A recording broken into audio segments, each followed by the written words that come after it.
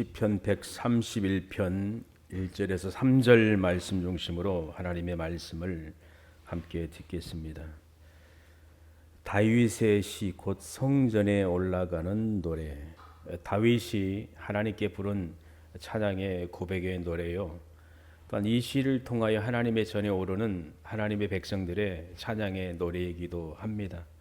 이 귀한 시를 통해서 우리 인생의 고백을 하나님 앞에 할 수 있기를 원하고, 또한 이 말씀을 사랑하는 자녀와 후손들에게 축복해 주며 그렇게 되기를 하나님께 기도하며 아이들에게 말씀을 전하는 우리 믿음의 가족들 되기를 주님의 이름으로 축복합니다. 스펄전 목사님의 설교집이 참 많은데 그중에 시편에 대한 설교가 많은데 이 131편을 설교하면서 서두에 이런 말을 하였습니다. 이분이 은퇴한 고매한 노성직자를 만났습니다. 목회 현장에서 정말 성실하게 거룩하게 많은 종들에게 귀한 존경을 받을 만한 그런 귀한 목사님을 만나는 일이 있었다고 합니다. 그리고 그분과 대화를 나누지요. 지혜를 얻기도 하고 건강에 대해서, 마음에 대해서, 또 목회에 대해서 대화를 많이 나누고 있었겠지요. 그런데 그 노 목회자가 스펄전 목사님에게 고백과 같은 말을 하였다고 합니다. 시편에 나오는 말씀 있지 않습니까? 내 중심에 젖된 아이와 같도다라는 말씀입니다. 이것을 읽을 때가 되면 언제나 나도 저렇게 될 수 있었으면 얼마나 좋을까라고 바라지요. 그러나 그게 잘 안 돼요. 현재인의 경우를 그 말씀에 적용시켜 묘사하고자 한다면 아마도 약간 수정이 되어야 할 정확한 묘사가 되었다고 말할 수 있을 것입니다. 즉, 내 중심이 젖된 아이라기보다는 오히려 젖을 떼고 있는 중에 있는 아이와 같도다라고 수정되어야 할 것입니다. 이 노 목회자 목사님이 그러셨다고 해요. 아이 목사님이 평생 하나님의 전을 섬기며 하나님의 영광을 위하여 헌신했던 이분이 고백을 한 나는 아직 젖된 아이가 아니다. 젖을 떼고 있는 아이와 같다라고 말했다는 것은 정말 충격이지요. 나이가 많아 허약해져서 그런지 괜히 불안해하거나 투정을 부리거나 역정을 내는 경우가 잦습니다. 하루를 마감하는 시간이 되어도 내가 오늘 과연 믿음 가운데서 달관된 상태로 조용히 지냈다고 자부할 수 있을 것인가에 대해서 솔직히 회의감을 느끼지 않을 수 없는 것입니다. 대단한 고백이지요. 얼마나 본인이 하나님 앞에 부끄러운 삶을 살았을, 그건 아닐 것 같아요. 종교개혁자나 전도자들, 또 많은 영혼을 하나님의 품으로 인도했던 청교도 목사님들, 그분들의 마지막 눈 감기 전에 고백은 하나님 앞에 자기의 허물을 불쌍히 여겨달라고 고백을 하는 것이지요. 많은 영혼을 하나님의 품으로 인도하고 교회를 세우고 또 정결치 못한 이 사회와 문화를 향하여 하나님의 복음을 전했을 때에 많은 변화가 일어났고, 또 많은 목회자들에게 귀한 영향력을 끼쳤던 그 종교개혁자들이나 목사님들도 주여 이 죄인을 받으소서라고 겸손히 고백을 하며 눈을 감았다고 합니다. 이 노 목회자 이 목사님도 그랬을 거 아닙니까? 이 스펄전 목사님이라는 분도 그의 생애를 보면은 대단한 삶을 살았지요. 복음을 위하여, 예수 그리스도를 위하여 생명을 바치는 삶을 살았지. 얼마나 열정적으로 하나님의 복음을 위하여 살았던지 일찍 세상을 떠난 것이지요. 자기 몸과 영혼과 모든 것을 하나님의 영광을 위해 쏟아 부었기 때문에 병이 찾아와 가지고 끝내는 통풍으로 고통받다가 운명하셨잖아요. 돌아다니는 종합병원이라는 칼빈이라는 그 종교개혁자도 하나님의 일을 위하여 헌신하다가 일찍 세상을 떠났지요. 요한 에슬레 목사님과 함께 목회했던 복음을 전했던 휘필드 목사님이라는 분도 그렇게 살다가 세상을 떠나지요. 그냥 녹슬어서 그냥 사라지는 것보다 차라리 달아서 사라지는 게 낫겠다. 열정적으로 그분들이 그렇게 살아가지요. 우리도 이와 같은 고백을 자주 하게 된다고 생각을 합니다. 나도 과연 젖된 아이처럼 될 수 있을까? 믿음의 삶을 살아가는 데 있어서 정말 젖된 아이와 같이 그런 모습으로 되어 있을까? 때로는 불평하며 원망하며 또 교만해지기도 하고 시기하기도 하고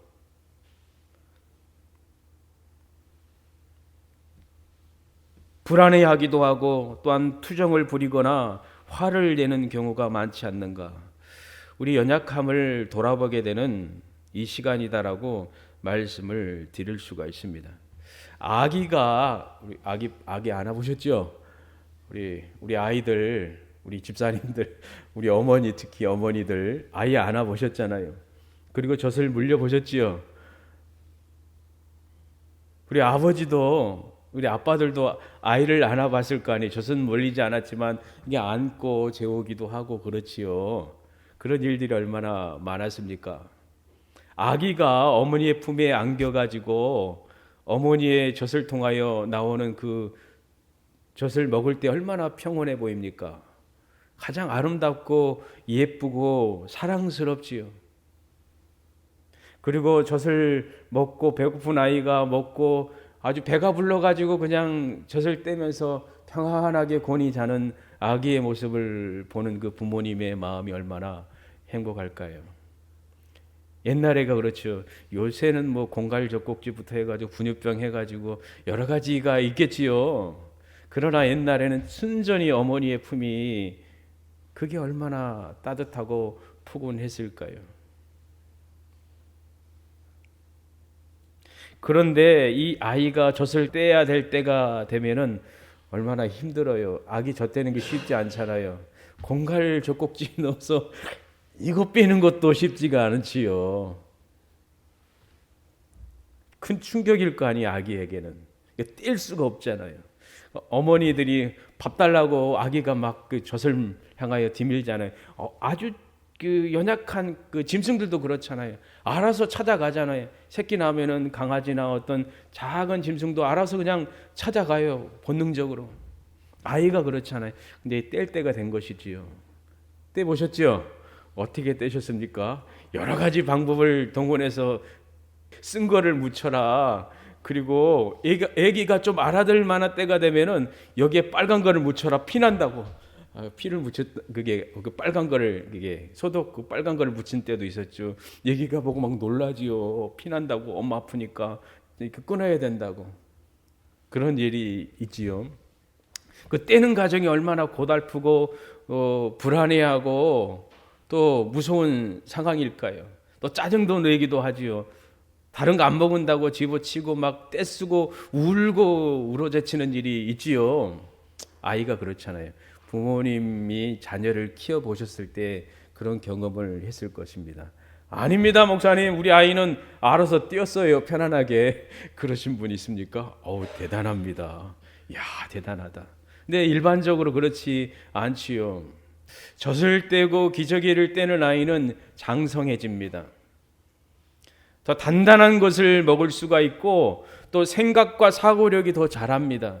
그리고 어머니의 품은 젖만 바라보는 게 아니라 따뜻한 어머니의 마음을 바라보고 눈을 맞춥니다. 이게 잘하는 것이지요. 젖대지 못한 젖먹이는 얼마나 불쌍합니까? 뗄 때가 되면 떼야 되고 또 기저귀를 뗄 때가 되면 떼야 되고 자랄 때가 되면 자라나야 되지요.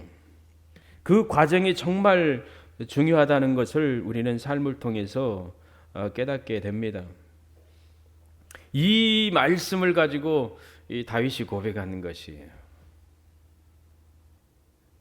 하나님 앞에 마음 중심에 담아 고백한다는 것은 참으로 놀랍고 성숙된 신앙을 보여줍니다. 다윗의 생의 압축과 같은 말씀입니다. 얼마나 그가 겸손히 하나님을 신뢰하고 바라보고 주어진 삶에 성실히 행하며 주께서 주신 그 자리를 넘어서지 않고 그 자리에서 놀랍게 믿음의 삶을 살아냈다는 것을 교훈해 주기도 하고 또 바라보게 하는 말씀이기도 합니다.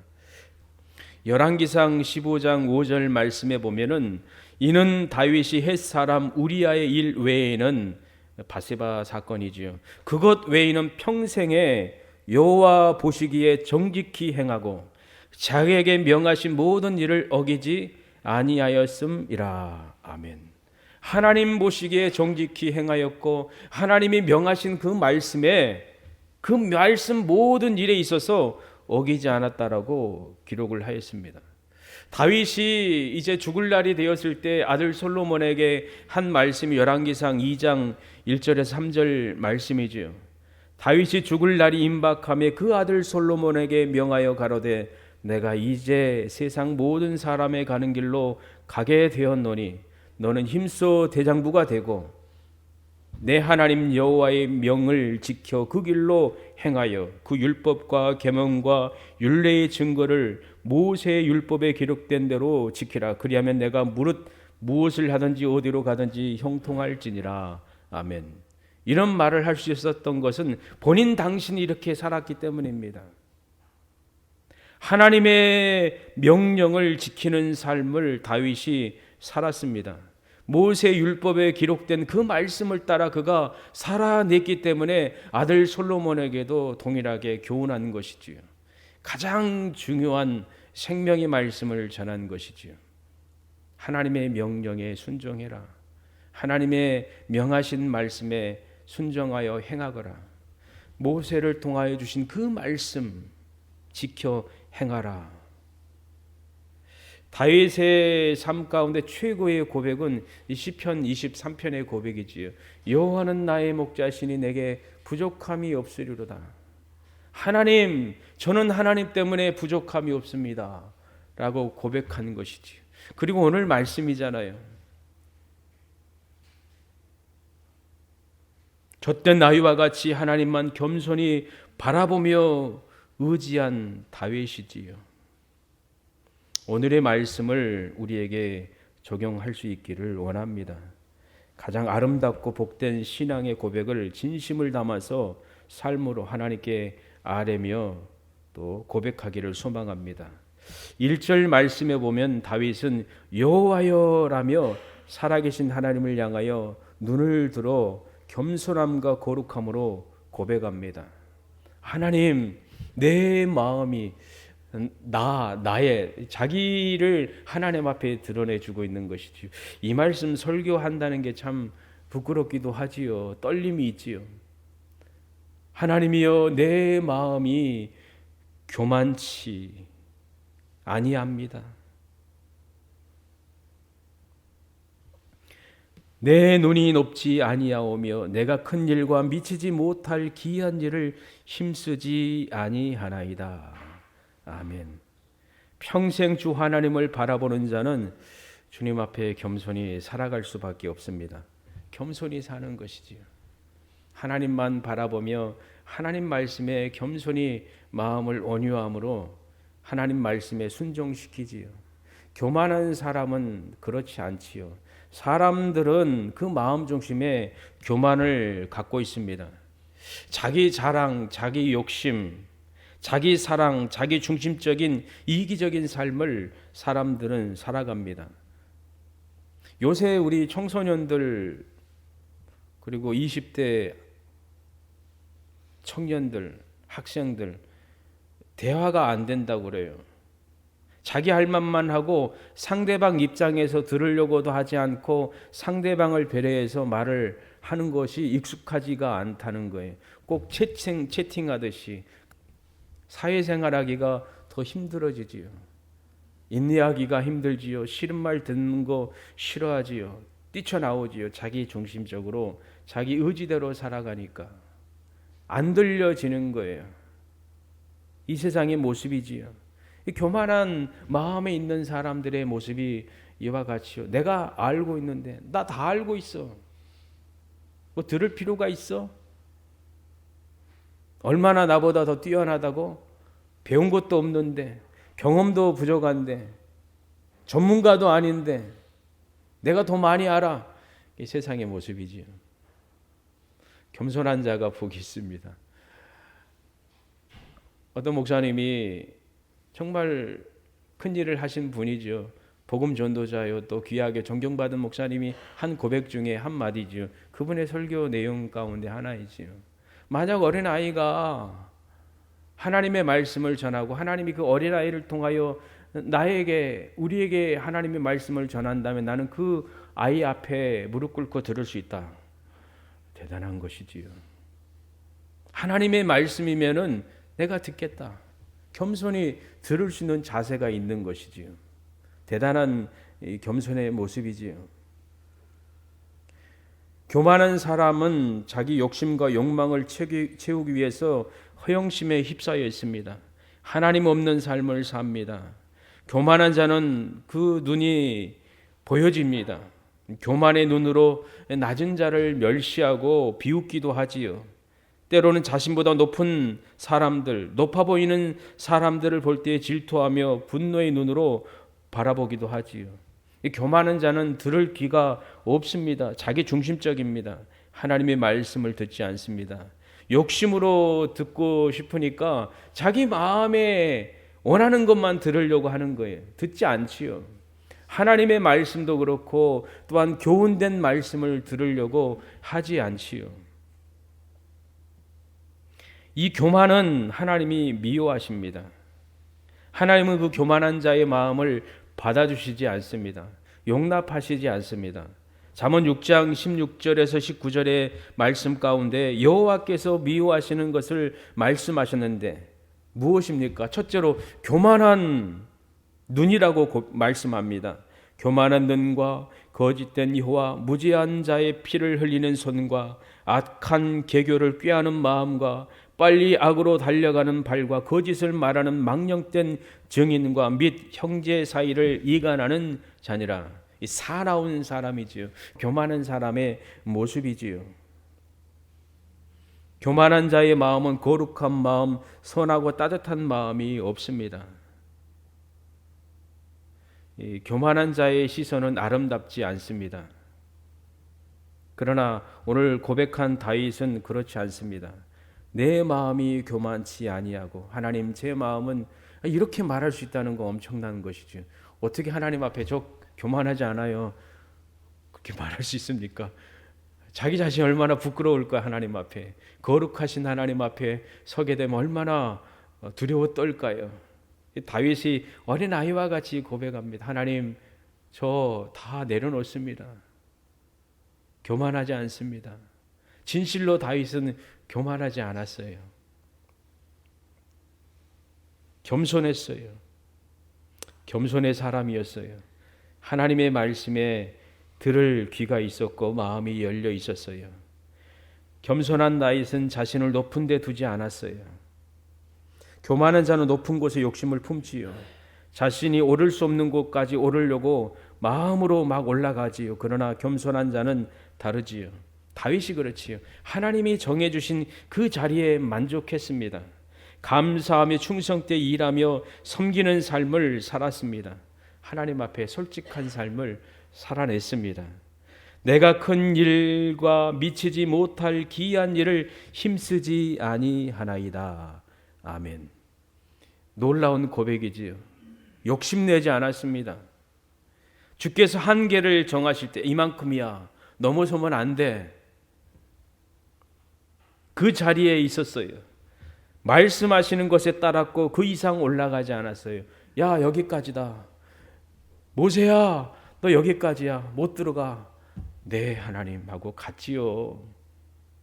하나님이 내려놓으라고 하면은 내려놓을 수 있어야 되겠지요. 하나님이 걸어가라고 말씀하면 걸어가야 되고 행하라고 말씀하시면 행해야 되고 하지 말라고 하면은 안 해야 되는 것이지. 그게 겸손한 자이지요. 저 하늘 꼭대기까지 올라가려고 하는 인간의 욕망이 얼마나 끝이 없습니까? 오묘한 일은 우리 하나님께 속하여 있거니와 하나님 여호와께 속하여 있거니와 신명기 29장 29절의 말씀이지요. 하나님 말씀에 거하며 그 이상 넘어가지 않았습니다. 사람이 알 수 있는 그 오묘한 그것 하나님만이 아시는 것은 하나님께 속해 있기 때문에 그거 이상으로 넘보지 못했습니다. 내가 신구약을 다 알아, 다 경험했어, 체득했어, 체험했어, 나보다 더 뛰어난 사람이 없어 말하면은 교만한 것이지요. 감춰진 비밀이 얼마나 많습니까? 어린 저도 말씀을 보고 또 열심히 연구하려고 하지만 부족하고 끝이 없지요. 한이 없지요. 하나님 말씀 볼수록 놀랍고 전에 보여지지 않았던 게 보여진다라고 목사님께서 말씀하셨던 그 기억이 있는데 그렇잖아요. 감춰진 것은 하나님께 속해 있습니다. 그 이상 넘어가지 않겠습니다. 자신의 위치를 안다는 것은 행복한 것입니다. 하나님이 세워줄 때 그 자리에 있어야 되고 하나님이 쓰지 말라고 하면 쓰지 말아야 되지요. TV에 보면은 하지 말아야 될 자격자, 무자격자들이 하는 일들이 얼마나 많습니까? 의사가 수술해야 되는데 의사가 아닌 전문적인 전문가가 아닌 사람들이 칼을 들어서 큰 일을 행하는 일이 얼마나 많습니까? 정하신 그 선이 있고 그 테두리 안에서 있어야 되는 넘어가는 일들이 얼마나 많습니까? 강도가 어떤 자입니까? 우리 양의 문으로 들어오지 않고 막 넘어다니고 해치는 자이지요. 선한 목자의 그 테두리 안에 있지 않는 자들이지요. 주님께 속하지 않는 그 양무리들이 그렇잖아요. 그러나 주께 속한 자들은 주의 음성을 알아듣고 부르면 따라옵니다. 사꾼이나 일이 악한 자가 부르면은 나의 목자가 아니니까 도리어 듣지 않고 도망하지요. 주님께 속한 양이지요. 다윗은 자신의 위치를 알았고 하나님께서 정하신 그 선을 넘지 않았습니다. 그러나 사울이나 다른 사람들 보면은 그렇지 않았지요. 사울 같은 경우 하나님 말씀에 겸손했지만 나중에는 타락했잖아요. 전쟁이 일어났을 때 하나님께 제단을 올려야 되는데 사무엘이 해야 될 일을 자기가 해버리잖아요. 위급하다, 흩어진다. 아니 이때 내가 해야 되겠지. 제사장이 해야 될 일을 그가 행했다는 거 우리가 알고 있고 그 일에 대해서 사무엘이 사무엘상 13장에 무섭게 말씀하지요. 사무엘이 사울에게 이르되 왕이 망령되이 행하였도다. 왕이 왕의 하나님 여호와께서 왕에게 명하신 명령을 지키지 아니하였도다. 하나님이 명하신 그 명령을 지키지 않았습니다. 다윗의 아들 압살롬도 그렇죠. 교만이 하나님께서 정하신 다윗의 왕자를 넘보려고 하였다는 것을 우리는 알고 있습니다. 끝내 그는 죽임 당했지요. 교만한 자는 하나님의 말씀을 듣지 않고 말씀을 따르지 않고 거역한다는 것을 우리는 알고 있습니다. 그러나 겸손한 사람은 다윗처럼 하나님 말씀에 순종하고 하나님 말씀을 거역하지 않습니다. 겸손한 사람은, 온유한 사람은, 하나님 말씀에 귀를 기울이는 사람은 요란하지 않습니다. 시끄럽지 않습니다. 안달하지 않습니다. 가볍지가 않습니다. 그의 마음은 오늘의 말씀에 있는 것처럼 고요하고 평안합니다. 실로 내가 내 심령으로 고요하고 평온케 하기를 젖된 아이가 그 어미 품에 있음 같게 하였나니 내 중심이 젖된 아이와 같도다. 아멘. 귀한 은혜의 말씀이지요. 이것은 하나님이 주신 은혜입니다.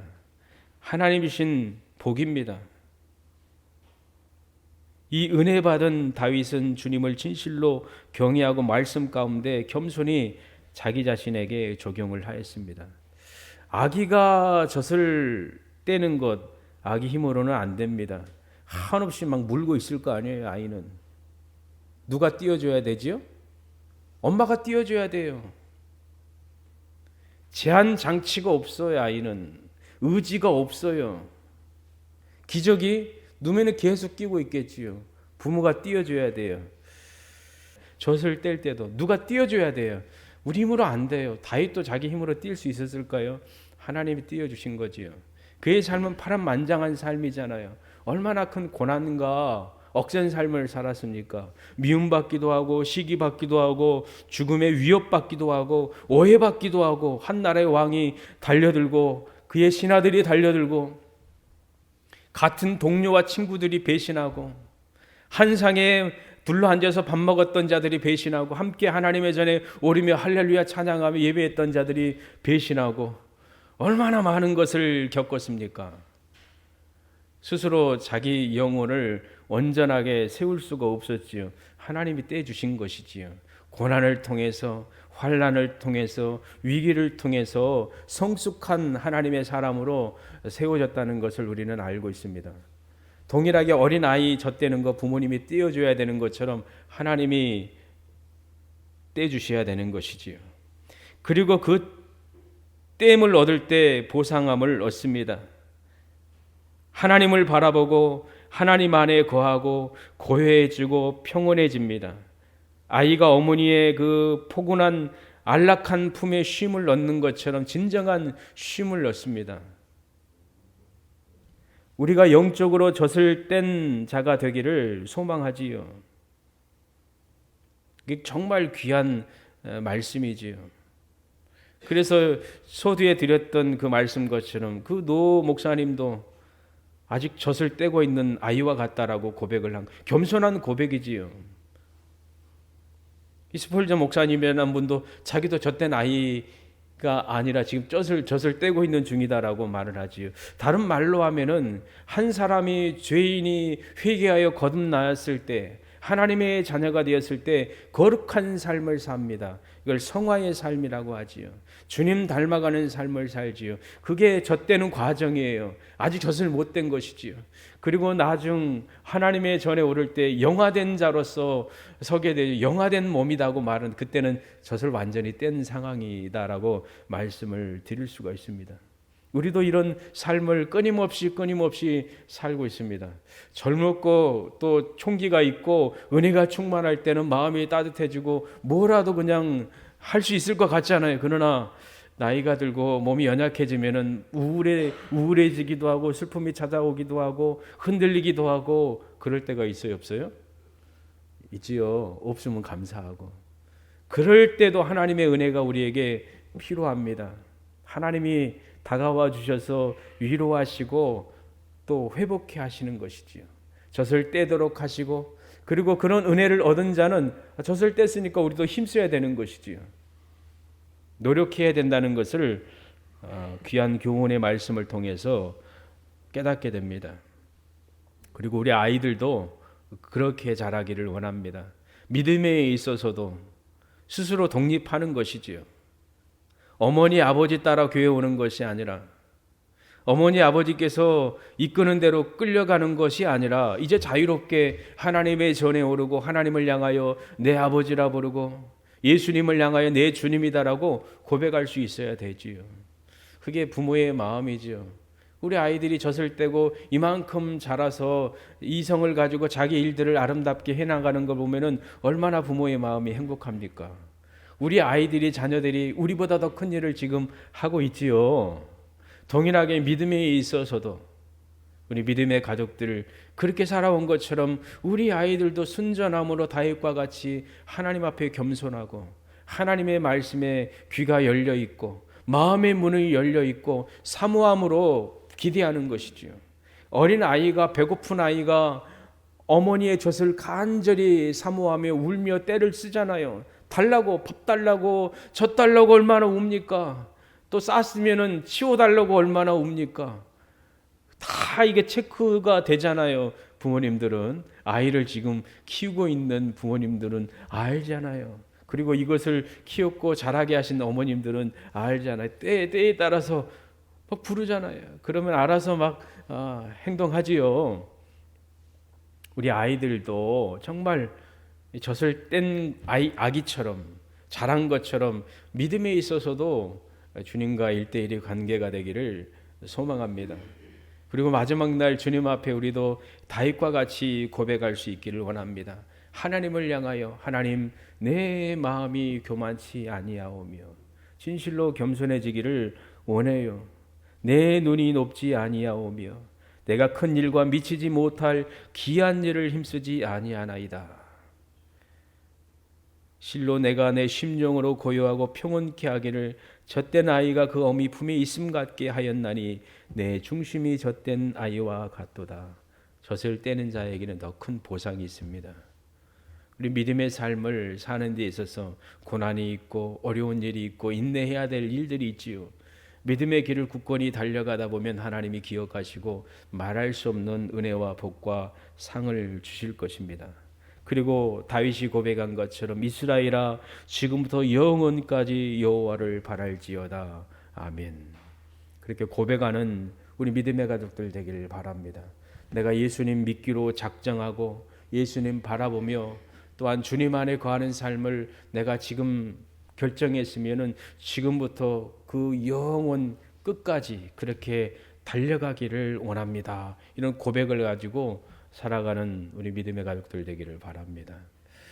그리고 하나님이 허락하시고 하나님이 뜻하신 가운데에 옥천중앙교회 우리가 하나님이 어떻게 우리를 옮기실지 모르지만 하나님이 허락하셨다면 여기서 눈 감으십시오. 어디 가려고 하지 마시고 내 교회 내 자리에서 내가 하나님의 뜻 가운데 살며 하나님이 부르실 그날까지 내가 교회를 사랑하며 섬기며 함께하며 믿음의 삶을 살리라. 큰 교회 화려한 교회들도 많고 거창하고 아주 뛰어난 외적으로 보이는 곳이 많을 거 아닙니까? 그러나 제가 생각하기는 여러분에게는 우리 옥천중앙교회가 가장 귀하고 복되고 아름답고 하나님이 부어주시는 그 은혜를 받는 통로가 바로 우리 교회다라는 것을 확신합니다. 이보다 더 행복하고 기쁘고 또 마지막 날 주님 앞에 설 때 얼마나 주님이 기뻐하시고 또 사랑으로 품어주시고 잘했다 충성되다라고 말씀하실까요? 다른 곳에 곁눈질 하지 마시고 주님 안에서 믿음의 길을 온전히 걸어내기를 바랍니다. 그리고 삶의 환경 가운데 젖을 떼는 과정이 얼마나 힘들 수도 있지요. 실패할 수도 있어요. 직장에 들어가야 되는데 직장 떨어질 수도 있고 뭐를 했는데 떨어질 수도 있고 또 넘어질 수도 있고 쓰러질 수도 있지요. 그러나 그것에 너무 연연하거나 슬퍼할 필요가 없습니다. 더 나은 미래를 하나님이 예비하였다는 것을 기억하며 달려갈 수 있기를 바랍니다. 한 가지 말씀드리고 마치겠는데 어떤 아이가 이제 고등학교 졸업하고 이제 대학교 원서를 쓰지요. 가고 싶었었는데 떨어졌어요. 몇 군데 썼는데도 그러니 슬퍼한 것이지요. 그래서 메일을 좀 보냈지요. 하나님 예비한 길이 있다. 너무 슬퍼하거나 우울해하지 말라. 어깨 활짝 펴고 달려가. 하나님이 이끌으실 거야. 또 이런 방법도 있어. 라고 제가 오래전에 메일을 준 적이 있거든요. 그걸 보면서 답변이 온 거지요. 감사하다고 말하면서 떨어지고 뭐해도 우울하고 슬펐지만 눈물이 안 나왔는데 이 전사님 이 메시지 보고 눈물이 핑 돌았다고 하면서 눈물을 흘리면서 다시 일어서서 학교 가고 또 졸업하고 또 대학원까지 하고 또 목사도 되고 행복하게 살더라고 보니까 야 정말 하나님이 선한 길로 이끌어 주는구나. 그곳이 정말 그가 생각할 수 있는 최선이었는데 그게 안 됐잖아요. 그런데 다른 길을 향해 갔는데 더 나아진 것이지. 야 잘 갔다. 잘 됐다. 생각을 하지요. 우리 인생이 그렇잖아요. 넓게 보시기를 바랍니다. 여유를 가지고 아직 젊잖아요. 할 일이 많잖아요. 하나님의 뜻이 우리의 삶을 통해서 이루어질 일들이 얼마나 큽니까? 요셉이 그렇잖아요. 구덩이에 빠지고 종이 되어서 얼마나 비참해 보입니까? 그러나 하나님은 큰 그림을 그리고 계셨잖아요. 그 최고점이 우리 주 예수 그리스도의 구원의 역사까지 연결되잖아요. 우리 믿음의 가족이 그렇습니다. 그리고 원로 목사님도 얼마나 기뻐합니까? 우리 집사님들, 젊은 집사님들. 기장님이 늘 말하지요. 제가 그렇게 될 줄은 놀랍다고. 하나님이 이끌어 주시잖아요. 그래서 감사하고 기뻐하잖아요. 소망의 삶을 살기를 원합니다. 그리고 다윗과 같이 영원히 주님 바라보며 주님 안에 거하는 삶을 아름답게 살아내는 우리 믿음의 가족들 되기를 주님의 이름으로 축복합니다. 하나님 아버지, 다윗과 같이 고백하며 다윗과 같이 하나님 앞에 겸손히 서며 하나님이 주신 그 말씀을 따라 행하며 하나님이 정하신 그 선 안에서 그 자리에서 성실히 일한 것처럼 저희들도 그렇게 되기를 원합니다. 우리 심령이 주 앞에 고요하며 평온케 되기를 원합니다. 이런 은혜의 맛을 삶을 통해서 때를 따라 경험하는 저희들 되도록 하나님 은혜 부어 주셔서 이스라엘아 지금부터 영원까지 여호와를 바랄지어다.